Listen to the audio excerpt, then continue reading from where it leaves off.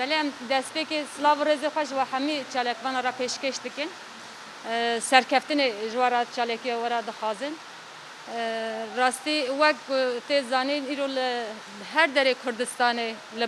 destpêkê li Bakurê Kurdistanê û her derê ciyê got Kurd lê hene ciyê welatparêzê me lê hene ciyê got pêşengiya tekoşîna azadiya jinê û ciwana têkirinê em hemî hevalê xwe silav dikin silav û rêzê xwe ji waran pêşkeş dikin û serkeftinê ji bo tekoşîna wan berxwedana wan dixwazin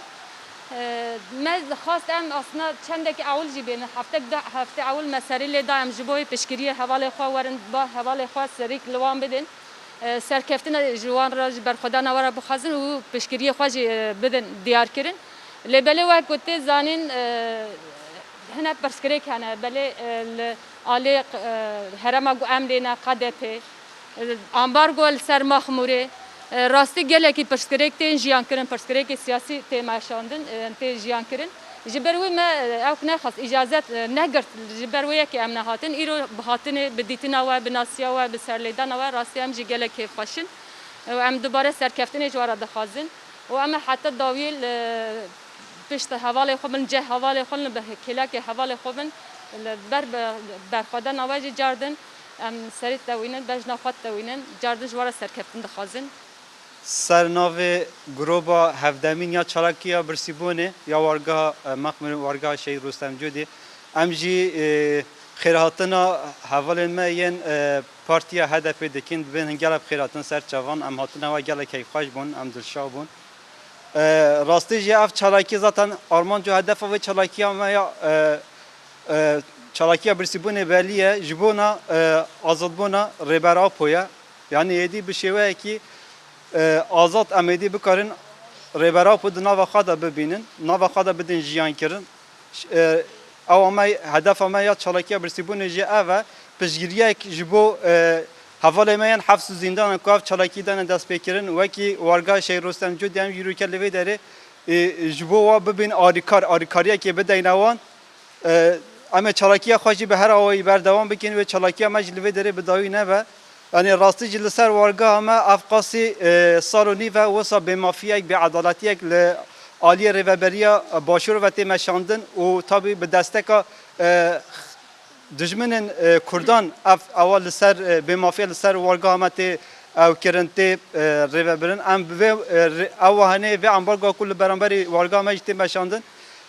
yani bawekî ew wek Kurdên dilxas dilsozên vê rêya azadiyê rêya serkeftinê rêya ku bi ewa felsefa rêber ap û dayî pêşiya me rastî jî em rawa nabînin wekî Kurdekî em dibêjin ev ambarga ku li ser wargeha me tê meşandin ambargakî ne rawa ye navê gelê wariyê giştî em xêratinê havanê xwe em ji hedefê ji derve hatina xêratina wana dikin di demekê bi vê ayê de bi pêvajoyekî wisa hesas de rastî jî aliyê meعنوiyetê ku heyî em wisa diparêzin ew ji bo me serkeftinekê û di heman demê de cê keyfxweşiyê ye ku em bêjin hinek hevalên me ji derve werin hem di pêvajo em bêjî çalakiyan de hem jî ev boyara ku bi taybet dawiyê çêbî ji bo ene hatina wan ya vê derê ji bo me cê keyfxweşiyê ye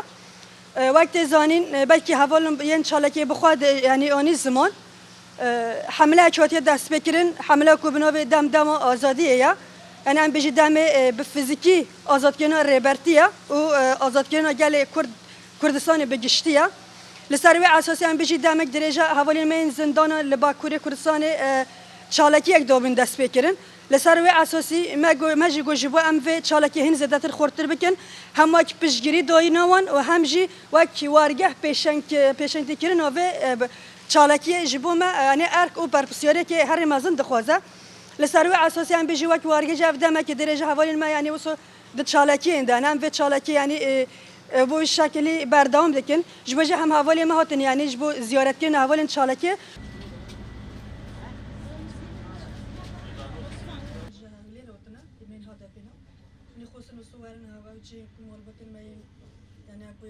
zulmê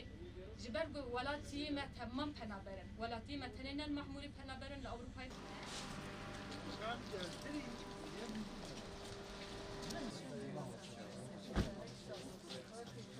Zaten gelimel ve dere iru çendeke munteb hevrane ve eşek parvedike.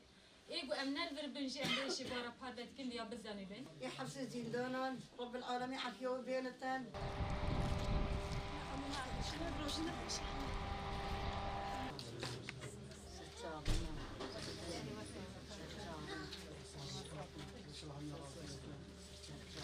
Ama belki derfetüne bu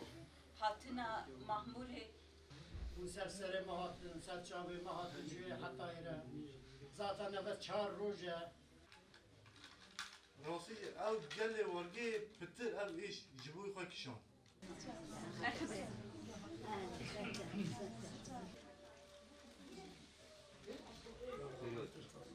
مالبات تو یعنی خمام نهیرون پر و جیروا هم سپاس یاوت گیر قال بخيروت خذي قدر وشابي موت